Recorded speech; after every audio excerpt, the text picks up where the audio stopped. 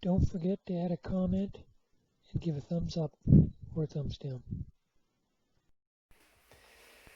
So I'm going to start another project, and it's actually given me a bit of a problem. I had mounted it on my lathe earlier. I'll show you the piece of wood in a second, but it's pretty out of balance.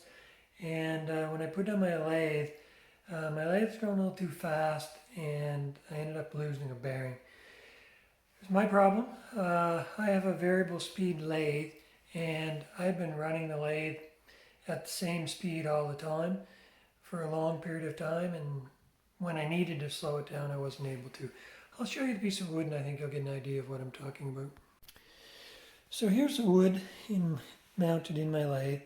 So my idea was I wanted to make a vase, and I wanted actually this piece here to remain, so the end product would be a little asymmetrical. Unfortunately, the problem with that is it causes a lot of vibration on the lathe, at least until you get it started, some of the weight removed. It's got a few interesting features in it. It is a Burl. It's got this piece here, which is a Burl. It's also got a hole in the middle, which is probably a branch and probably some rock. I'm not sure how much of that I'm going to be able to save. I won't really know until I start to turn it. I know some of it will turn off because obviously this diameter down here is much smaller than this. I could taper it up, but still I'm going to lose a good portion of this. But I'm assuming, looking at it, that it extends a ways down into the piece of wood. So I'll know more once I start to turn it. I made all the repairs to my lathe. It wasn't this wood that caused the problem for me to lose the bearing. The lathe is a bit older, and like I say, it had been running the same speed for a long period of time, so combination of things. But anyways, everything's back to normal now, so we'll get started on this project. Well, while the camera is off, I tried to spin it again. It still remained fairly out of balance, so I had to get my chainsaw out, and I ended up cutting a piece off. So this piece here had to come off, and you can see this is the center, how out of balance it was. Now I have a piece that, although it's still a little out of balance, it actually turns fairly smoothly. So I will be able to keep a little bit of the odd shape to it, but not as much as I'd hoped. I did end up cutting off this burl that was sticking out on the side. It wasn't real solid, so that wasn't sad to see that go. I'm still going to have this wing here, so I'll probably be able to save a bit of that. And some of the other features, I think, will become a little more obvious once the bark is off. I didn't mention earlier, but this is a cherry burl, and I think it's going to have a nice pattern once I get turning it. So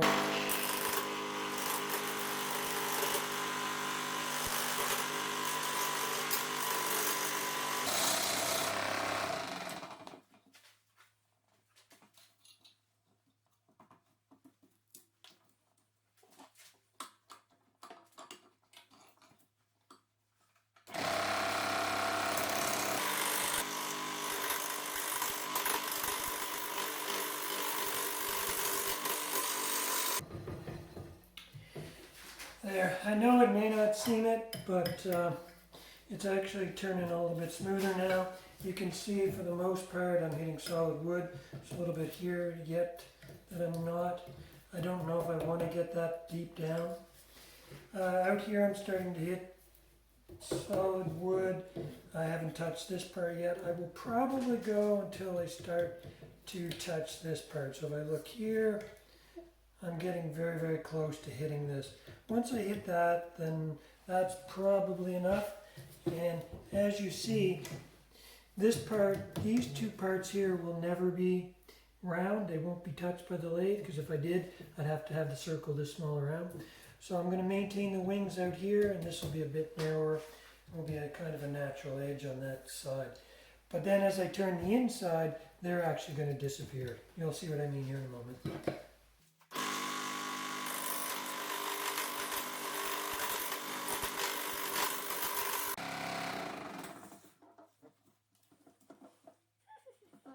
Okay, I'm just starting to hit this point here. I'll just go a little bit further to expose more of that, and then the outside's pretty well getting to shape.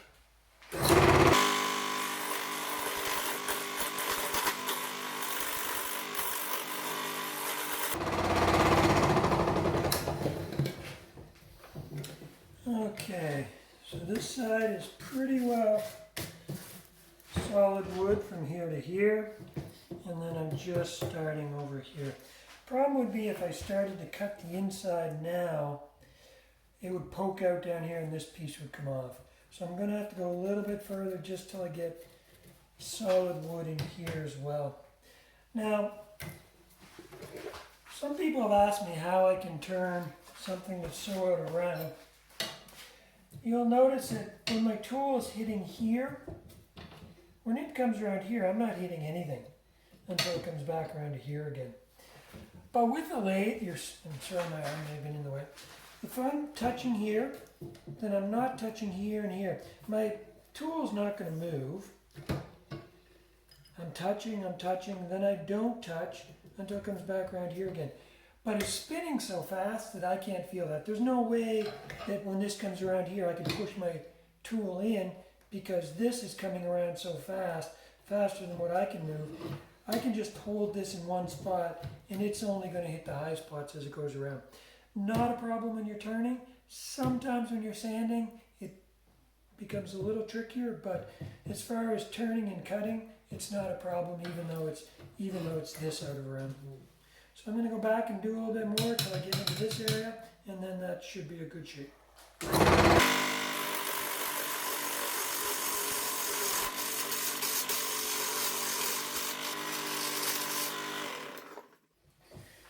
Okay, it's good and solid here.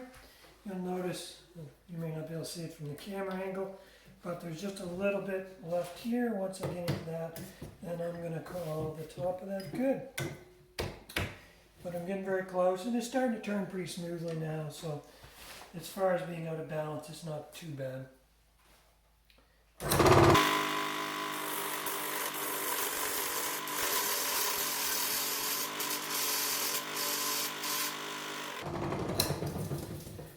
There. Again, I'm pretty happy with the outside shape here. I'm actually going to normally I would finish the outside first before I start moving to the inside. But in this case, I think I'm going to start working the inside a little bit just to see, again, get a little bit more weight off of this and see what I'm dealing with. So I've got my tool rest moved around here. I'm going to start cutting away on the inside.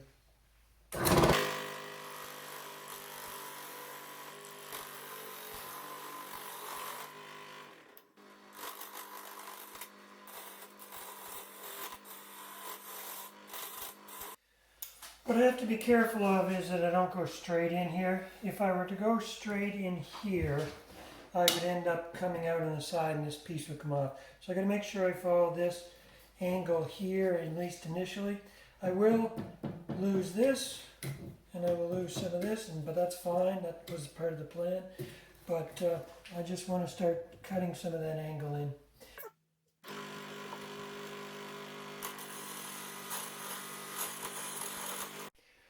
Okay, it's starting to take shape now. You can see I've still maintained this wing and the one on the opposite side, but this part has come off as well as this part. But I'm starting to get a little concerned about this. You'll notice my finger there. It's part of the burl. It seems solid, but what I'm going to do is put a little glue on that now.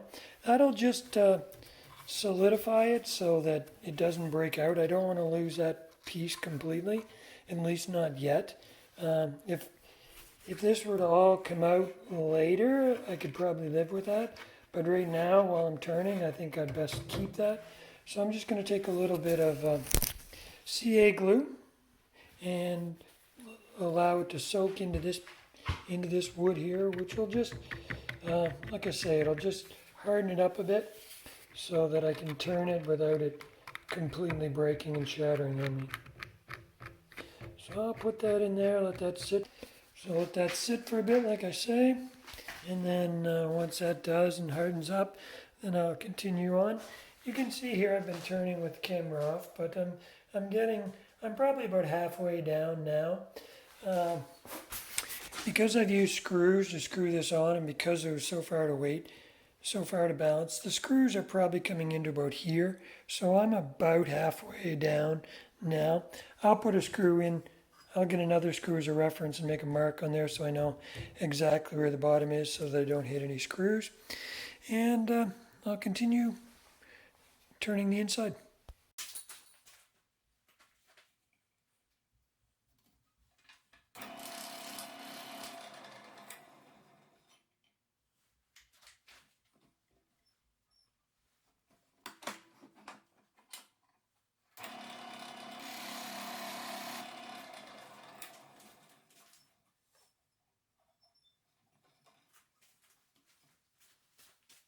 So I've let it sit overnight. I had applied the sanding sealer to it last.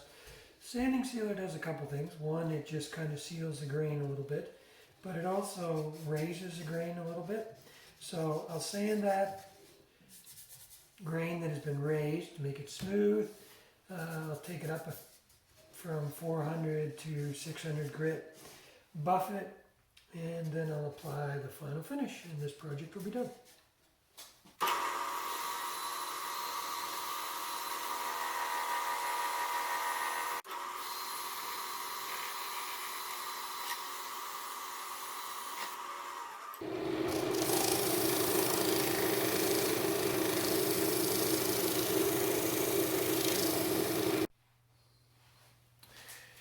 Okay, if you've watched my videos before, thank you. If you're new, I'm going to apply the final finish, and that is something called OB Shine Juice. You can look that up. It's equal parts of denatured alcohol, boiled linseed oil, and shellac. And it gives a nice finish, nice and shiny, and fairly durable. So I'm going to go ahead and apply that now. I just put a bit on the cloth. Normally you want to rub this in pretty hard. The problem is, you can see, because it is a burl, it does tend to tear the paper towel up a bit. I'll try and rub it in as much as I can. If I can't, I may have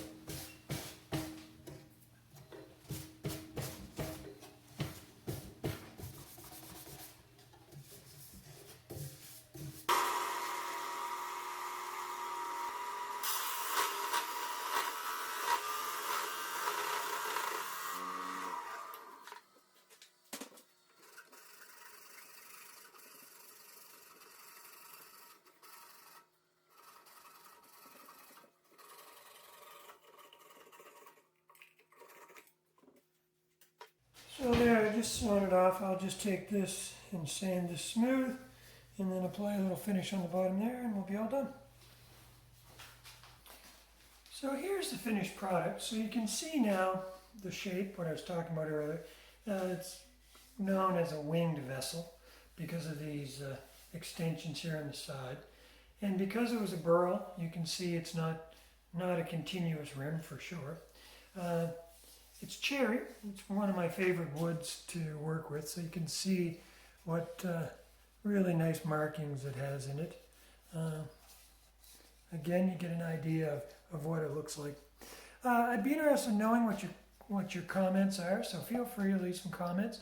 Give a thumbs up if you like the video. I'm interested in comments. I'm thinking about using resin. And there are a lot of turners now that use resin. So on a product like this, on a piece of wood like this, instead of leaving it with the natural edge of the burl, they would fill it in with resin so that it would be colored, a bright color, which is nice. But I'm just curious what people's thoughts are as whether they prefer having it natural like this or whether they prefer with the resin. Obviously, one advantage of the resin is this product's not going to hold water, obviously.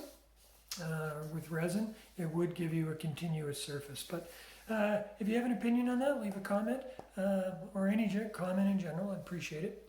And stay tuned for the next project.